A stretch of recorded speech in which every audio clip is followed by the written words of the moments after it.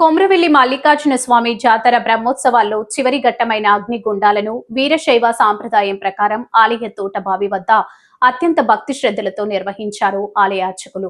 ప్రతి ఏటా మార్గశిర మాసం చివరి ఆదివారం స్వామివారి కళ్యాణంతో ప్రారంభమయ్యే జాతర బ్రహ్మోత్సవాలు నేటి అగ్నిగుండాల కార్యక్రమంతో ముగిశాయి. తెలంగాణ రాష్ట్రంలోని ప్రముఖ పుణ్యక్షేత్రమైన కొమరవెల్లి శ్రీ మల్లికార్జున స్వామి ఆలయం 9 వారాల పాటు సాగిన జాతర బ్రహ్మోత్సవాలు నేటితో పరిసమాప్తమయ్యాయి. స్వామివారి బ్రహ్మోత్సవాల్లో చివరి ఘట్టమైన అగ్నిగుండాలను వీరశైవ అర్చకులు, ఆలయ అధికారులు, పాలక మండలి సభ్యుల ఆధ్వర్యంలో సోమవారం తెల్లవారుజామున ఆలయ తోట బావి వద్ద నిర్వహించారు. మొదట మహాగణపతి పూజ, వీరభద్ర పల్లెరం, భద్రకాళి పూజ, అగ్నిగుండ అర్చన, శాంతి పూజ నిర్వహించి 5 రకాల సమిధలను నిప్పుల గుండంగా తయారు చేశారు.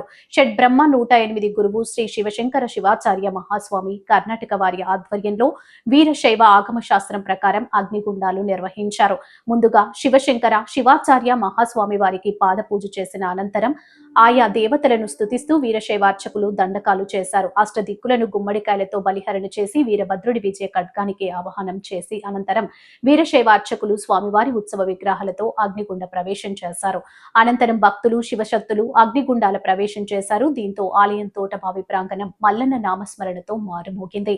అగ్నిగుండాల వద్ద ఎలాంటి అవాంఛనీయ ఘటనలు జరగకుండా హుస్నాబాద్ ఏసీపీ సదానందం ఆధ్వర్యంలో పోలీసులు పటిష్ట బందోబస్తు ఏర్పాటు చేశారు.